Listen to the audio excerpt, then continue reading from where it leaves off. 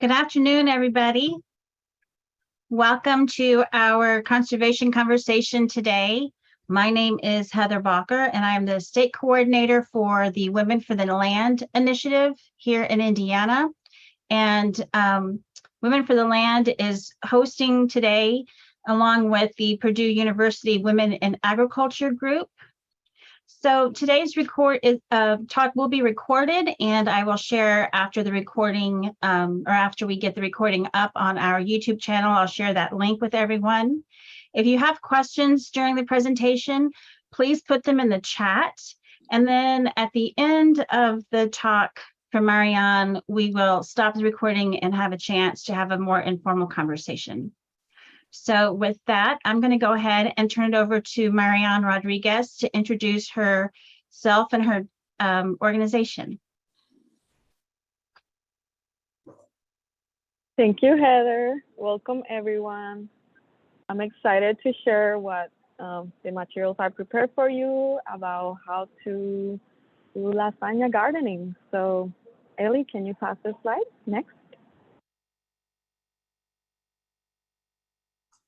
My name, like Heather said, my name is Marian Rodriguez Soto.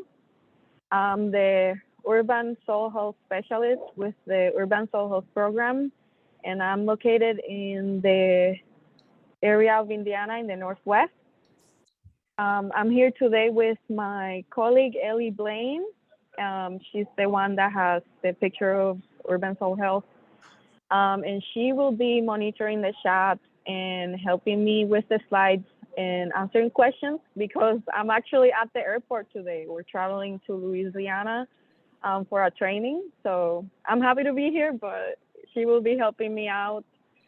I'm originally from Puerto Rico, so if you hear an accent, it's because my first language is Spanish.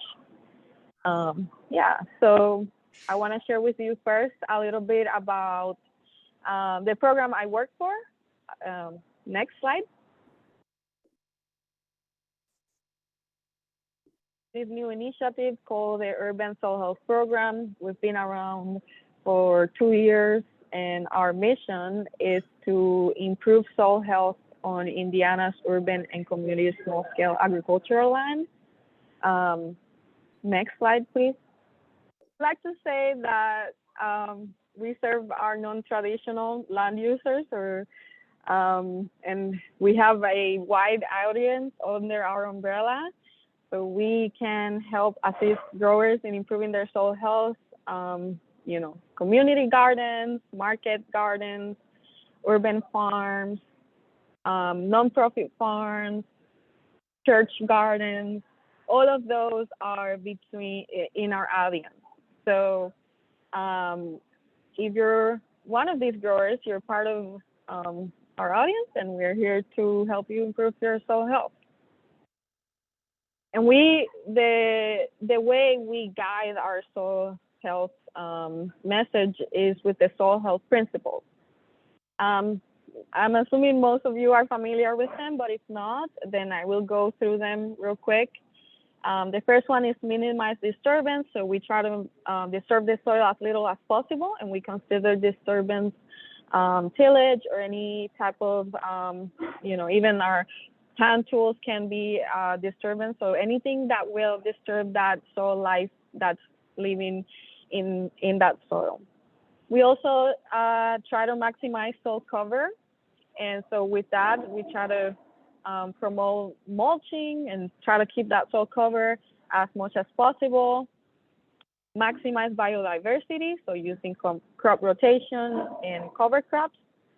And then maximizing continuous living roots. So trying to have roots in the ground for as much as possible throughout the year. And the caveat with all these principles is as much as possible, as much as we can. And sometimes we are busy and it might be a little bit difficult, but these are guiding principles to guide our soil health. Okay? And then we have conservation practices and that are tools. We consider them as tools in our toolkit And these conservation practices are using permanent beds, reduced tillage, mulching, cover crops, crop rotation, composting, nutrient management, native and targeted plantings for beneficial insects and pollinators, and high tunnels. So these are the practices that we help people incorporate so that they can improve their soil health. What do we offer as a statewide program, as the Urban Soil Health Program? For the first thing is free site visits. So we go into the garden or the farm, and we do a soil health assessment that includes engaging in a conversation. It can be from 30 minutes to an hour, depending on the landowner. And we talk about the practices that you're using or you're doing in your land. And we can also do soil health assessments. And in some cases, we can also offer soil testing as part of the site visits to be able to gather as much information into knowing what's the health of your soil. We also do workshops just like the one we're participating today. We do farm tours, field days, and we provide honorarium for the growers to showcase their soil health practices in the farm.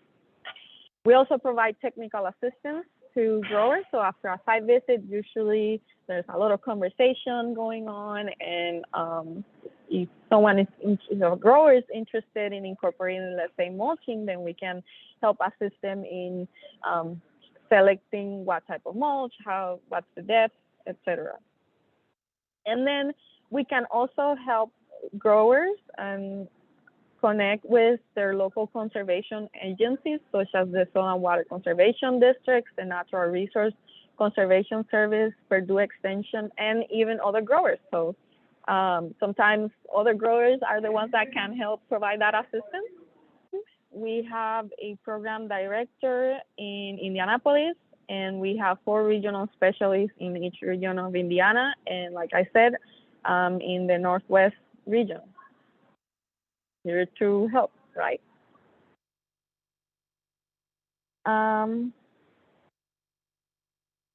And we really do believe that soil health is for everyone, not just our big farmers. It's for everyone. It's for backyard gardeners, community gardens. We're here to spread that message. So with that, I can transition to our content for the day. But first, I wanted to ask you a question.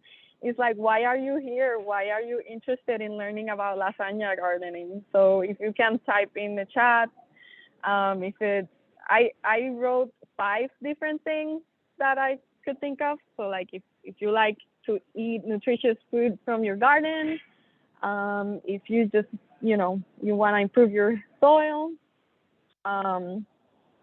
just want to learn about sustainable practices, or you just love learning and want to learn something new, or other. So let me read here quick. So I see Katie, I'm sorry if I say the names wrong. Healthy soil. I love to learn more about how to make my soil healthy. Wanting to learn how to lasagna garden for the fall to get started in the spring. Yes, we're gonna learn about that. Healthy soil and weed management. Yeah, lasagna gardening helps a lot with reducing the weed pressure, right, and the amount of time we have to weed. So create and maintain healthy soil and sustainable practices. Learn more to help my customers. All of the above. Me too. Nutritious food from my garden. Yes, awesome. I have retired to our family farm and find that my gardening skills are lacking. Okay, so we'll talk about how to start. This lasagna gardening is a great way to start a garden. So this will definitely help with that. It can also, I see also here, native wildflower pollinator habitat. This can also be used, not just for vegetable gardens, but also for pollinator habitat. So Awesome. I love all these answers. So thank you. So we can, let me see. Okay, I will advance the slide. So let's talk about it. Let's talk about lasagna gardening. And when I started thinking about this topic, I honestly thought that it would be, very in-depth, but it's actually very simple. And I try to break it down in this presentation as steps. So we'll be talking about the steps to take to create a lasagna garden bed. But I hope I can transmit the message that it is a very simple thing to do if you have the materials, okay? So it's like if you've ever heard of sheet mulching, basically lasagna gardening and sheet mulching are the same thing, same top, right? So lasagna gardening is a no-dig gardening method, which means that it's a no-till option for us gardeners, right? In a smaller scale. It basically consists of layering organic materials to build that soil up.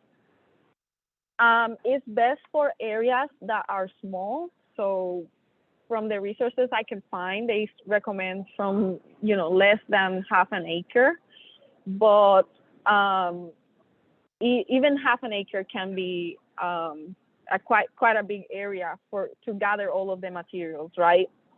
And one of the best things is that it's a great option for areas like our backyards. That sometimes when constructors are building the houses, they remove that topsoil and disturb that soil a lot, and then they bring that soil back and plant turf grass and so if you have poor soil quality due to that, then this might be a good option, right? When not to do lasagna gardening, if the site is large, I would not recommend that. If you do not have an area with good irrigation, I wouldn't necessarily recommend because each layer requires to have good irrigation to get that material wet. If you have deep-rooted or perennial weeds, this might be challenging because you want to avoid that because you're layering those materials on top of that grass, and if something like, let's say, quackgrass that can be spread throughout the rhizomes, then it can, you're laying materials, but you're not really addressing the problem, which is those rhizomes, and so eventually those weeds might come back. And also when the mulching materials are not available or they are really expensive. So this is a great option to start a garden with a low cost, right? So if you're spending a lot of money, then it might not be the best option for you. But of course, everyone can make their own decisions. So these are just some thoughts that I gathered, okay? But let's talk about the good things about it. So it helps build soil health since the beginning because you don't have to start the garden with disturbing the soil. And then those layers of organic materials are food source for that microbiology and that biology in the soil. Once you get it going, once you get those layers and that bed going, it can be less work. And so if you're using materials that are available around you in your property or in your community, it can be low cost. Those layers of materials also help smother annual weeds, and so it can be easier to maintain. If you have a small area and you have raised beds, it can also be a way to fill that raised bed with different layers so that you don't have to fill it all with soil for raised beds only, right? You can layer those materials in that raised bed. And something important is that for areas where there is risk for environmental contaminants, is a safe way to garden because you're building that soil on top of the natural soil, right? So you're not growing directly into a soil that might have risk of contamination. Okay. So, but first, I mean, let's talk about soil health. So, and this might be repetition for some of you, but soil health is the continued capacity of the soil to function as a healthy living ecosystem that sustains plants, animals, and humans. So it's not only being able to grow food in for 1 year, is that perpetuity, right? Thinking about the future and how to have healthy soil long term. And for that soil to be able to also be a habitat for soil life, a medium for plants to grow and serve as, all those other functions that soil has, okay? And lasagna gardening is a great way to, start your garden in a healthy, thinking about soil health, because it requires no digging, no tilling, and it kills weeds by smothering them, right? And then the soil is also covered by mulching material, so you're keeping that soil covered. It's a little bit tricky, but you can add cover crops to that lasagna garden bed. If you let it decompose with time, you can plant cover crops into that, or you can also transplant your vegetables or your plants into that bed without having to disturb the soil a lot, just by opening a hole and transplanting your plants there. Okay, so how does it work? It kills the existing vegetation by smothering. It prevents seeds from germinating by smothering those seeds. And when I say seeds, I mean like weed seeds, right? Vegetation that we don't necessarily want. It is ideal for transplants. You can do direct seeding. You do have to remove that top layer if you're using in the top of that lasagna garden bed. If you're using something like straw, you do have to remove that if you're gonna direct seed on that bed. If you're using wood chips, you want to make sure that you're using them in the walkways, and we'll talk about that a little bit later more. And some common layers for walkways specifically are cardboard and straw, okay? So one thing I did wanted to mention before we continue is that having that layer of cardboard in the beginning is really important. And I wanted to share this because I made this mistake. This was an area around the spigot in the property I live in, and I removed all of the weeds, and I just wanted to make it more accessible, but I didn't lay a layer of cardboard before adding wood chips. And, months passed, and I had granted, the main plant here in this area is comfrey, so it would grow either way, I would think. But if I would have laid down a layer of cardboard before adding the wood chips, I would have, it would have been much more effective. So it's a great way, lasagna gardening is a great way to, smother weeds, and especially in walkways and things like that. So this is a personal experience I wanted to share. So what are the steps to start a lasagna garden bed? So first you want to select and measure the site. Then you want to gather the materials. You want to mow the existing vegetation. So if your garden, you have an area that has a lot of vegetation, you want to have that mowed well before starting.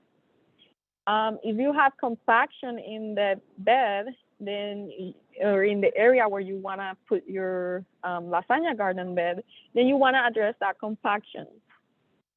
You want to add the layers, you want to get each layer wet, and then you want to wait for that materials to decompose, and then you can plant your plants right in the spring.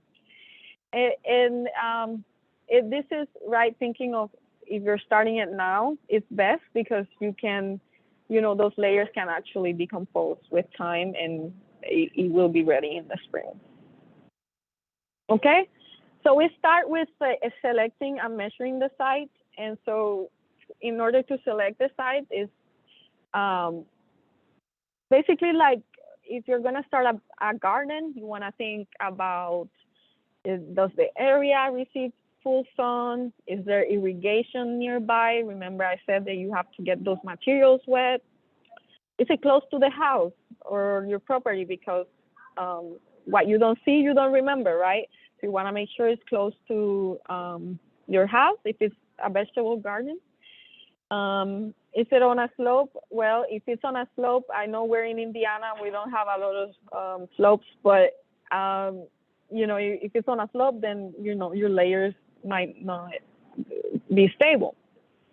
You wanna check what are your weeds that are present in the area, and you wanna make sure if they are weeds that may cause problems, wanna make sure you address that. You wanna make sure to know if the soil is compacted, if there is risk for soil contaminants. So those are just some things that you might want to take into consideration for selecting the site. And then you also, after you select the site, you want to measure it. So let's say we're doing just this bed right here. We're just doing that bed using the lasagna method.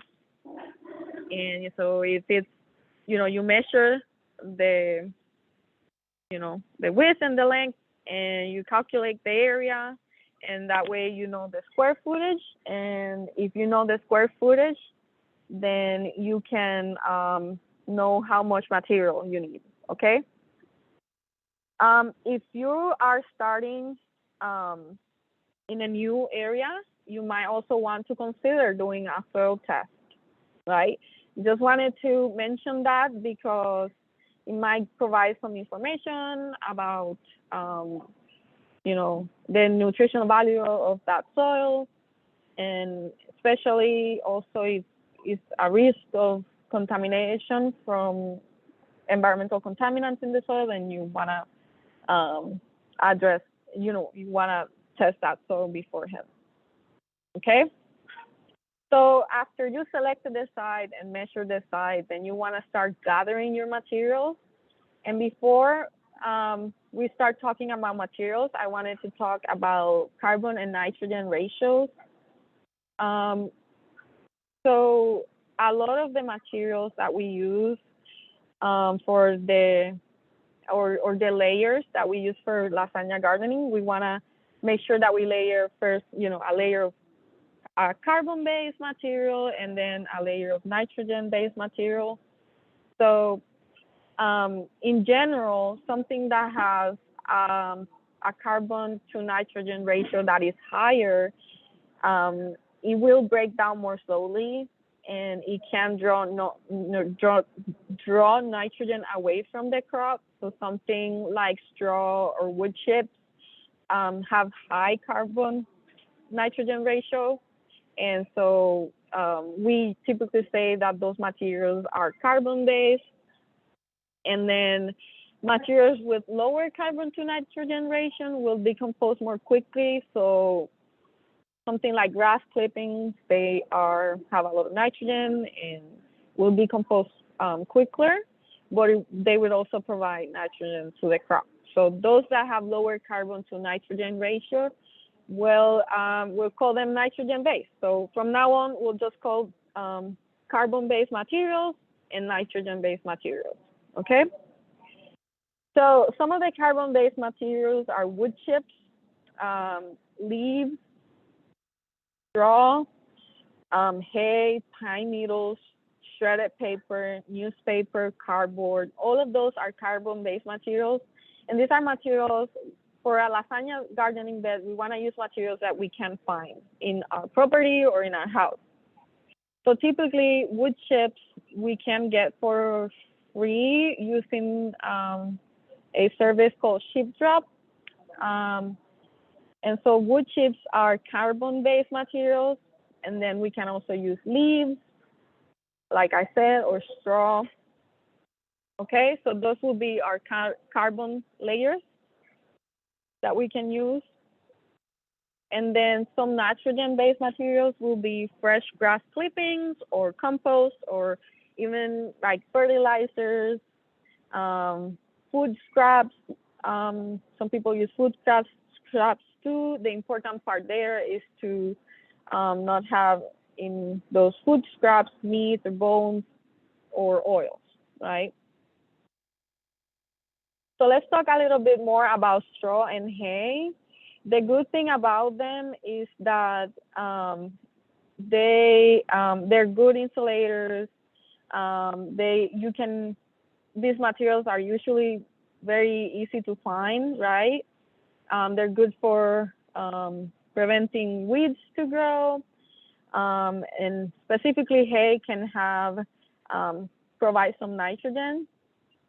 Some of the cons are that it can be easily blown away, and you might have to reapply through the season. Wood chips is another material I wanted to talk a little bit more because it's mostly suited for walkways, and it's not ideal for production beds. And the reason is because of that carbon and nitrogen ratio. Is high, and so it can actually steal some of that nitrogen from the crop. But it's excellent for weed suppression and for native plantings, right? So compost is a nitrogen-based material. It will provide organic matter for that lasagna garden bed. The cons with compost is that it can be a little bit difficult to find one that is high quality. And so you want to make sure that you ask for a soil test from the landscape company or the person that you're getting your compost from. But it's a great source of, in the lasagna bed, it's a great material for one of the layers or nitrogen-based layers. And then leaves, they're widely available in most properties, right? And it has high carbon to nitrogen ratio. So it's one that can provide carbon or a layer of carbon in the lasagna garden bed. And usually you can also call your municipality and ask if they can also drop, leaves that they've gathered. And so that way you can get them for free. Sometimes it's important to know that they might sometimes bring other problems. So just make sure that you ask, what's the source of that, of those leaves. Okay, so now that we talked about some of the materials that we may use for the lasagna garden bed, we want to calculate how much of each material you need. So we go back to that garden bed that we said before, and in our example, that bed was 30, had an area of 30 square feet. So let's say that for our lasagna garden bed, we're using grass clippings, another layer of leaves, a layer of composted manure or just compost, and straw. And for the grass clippings, we're doing at 1 inch. For the leaves, we're doing 2 inches. For the manure, we're doing 2 inches. And for the straw, we're doing 2 inches of that.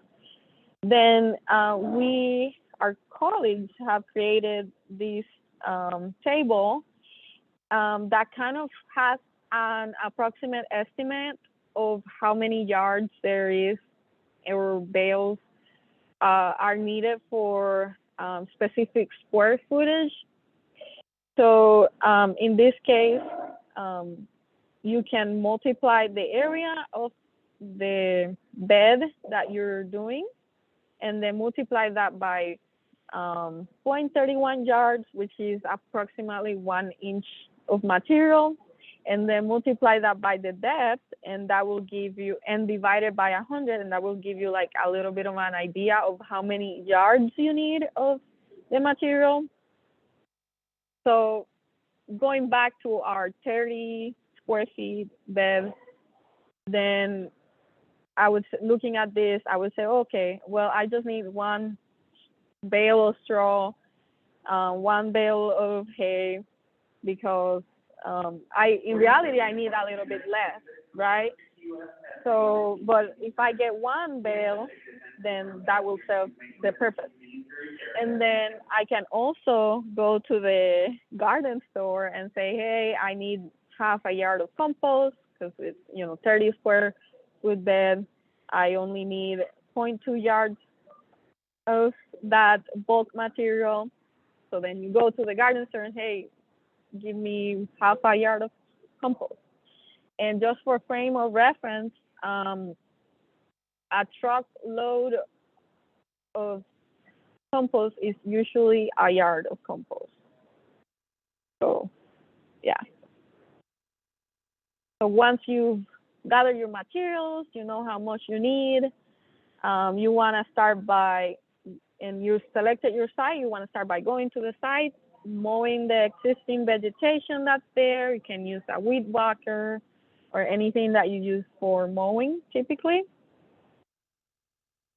And then you want to check if your site is compacted. So there's a couple ways that you can do this.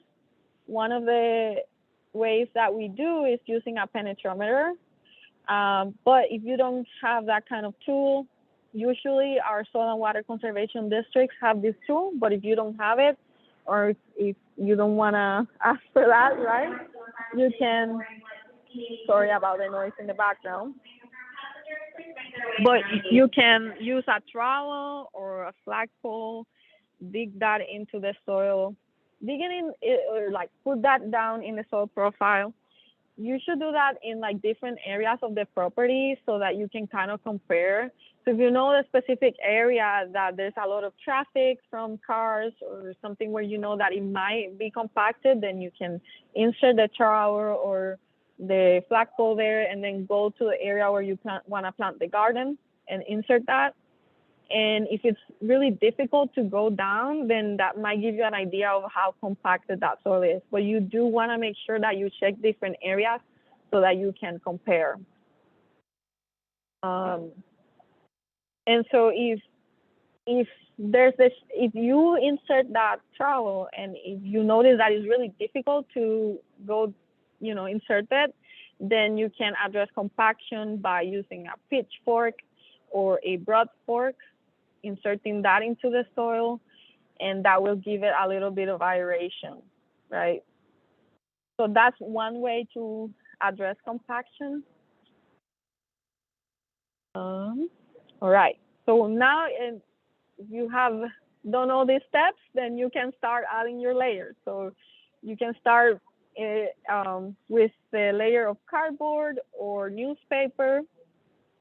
That will be your weed barrier. And then since your cardboard or newspaper is like a carbon-based material, then you want to add something that's nitrogen-based. Something also is important is to irrigate the layers or get them wet so that it can start to decompose more quicker. So then you add your layers. So you use cardboard to smother those weeds, add a layer of compost. This is just an example, right? And then straw, which is a carbon-based layer, and then another layer of composted manure. And then in this case, they use wood chips, but again, typically not the best for garden beds, more wood chips better for walkways, right? This is a picture is a good example. So they have their natural soil profile, then they have a layer of cardboard. In this case, they also added a layer of straw after that. And even though it's, a more carbon-based material, and then a layer of compost. So you can make this as simple or as difficult as, as you want, right? Or you can add just 2 layers or 4 layers or more. It's up to you and what you have available in your property. Okay, so now once you have your bed established, you want to wait a couple of months for that layers to decompose, and then you can, transplant your plants into that bed. If you did have a layer of straw, you can use a trowel to open, I'm gonna call it a furrow into that bed and transplant your plants there. So very simple like that. And then, like I said, you can transplant your plants, but you can also direct seed them. This specifically is a earthway seeder, but you don't need an earthway seeder. You can transplant, direct seed your crops directly there. But if you did have straw, then you want to remove that straw, direct seed, and then add that straw later once the plant is established, or add the straw around it. Some people may want to plant cover crops into that lasagna garden bed. Again, the important thing here is that want to make sure, if you're going to plant your cover crops right after you establish your bed, you want to make sure that there's a deep, layer of different materials on top of that cardboard, so that the cover crop will have enough space to spread its roots. Yeah. And then other variations of lasagna gardening are hugelkultur. And in this case, people use logs and other materials that they may have available to create a mound like this. And, that's another variation that you can do. And then another one I found was keyhole gardening.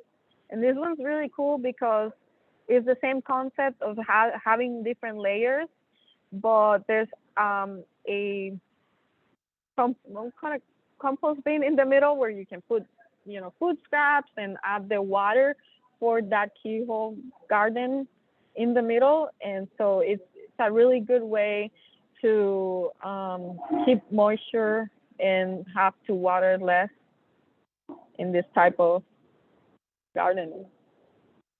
Yeah, so basically that's it. And then this resource here is called Organic Site Preparation for Wildlife Establishments. It's a Thirsty Society document in which they talk extensively a little bit about sheet mulching. So you can check that out, and it will tell you the steps and what different layers. This is the book I use to create this material. So it's a really good book that gives you more information about how to garden in general, and also, different techniques for no-dig gardening. And then Jesse Frost, in his Living Soil Handbook, has information about sheet mulching and how to start your garden with using tillage. So it's another great resource to learn about sheet mulching or no-dig gardening, and in general soil health. And so this is our resources. This is our newsletter. It's called Get the Dirt, so you can subscribe and learn more about other events. We also have this box link with some other resources there. If you want to check that out, there's the link. And with that, I will open for questions.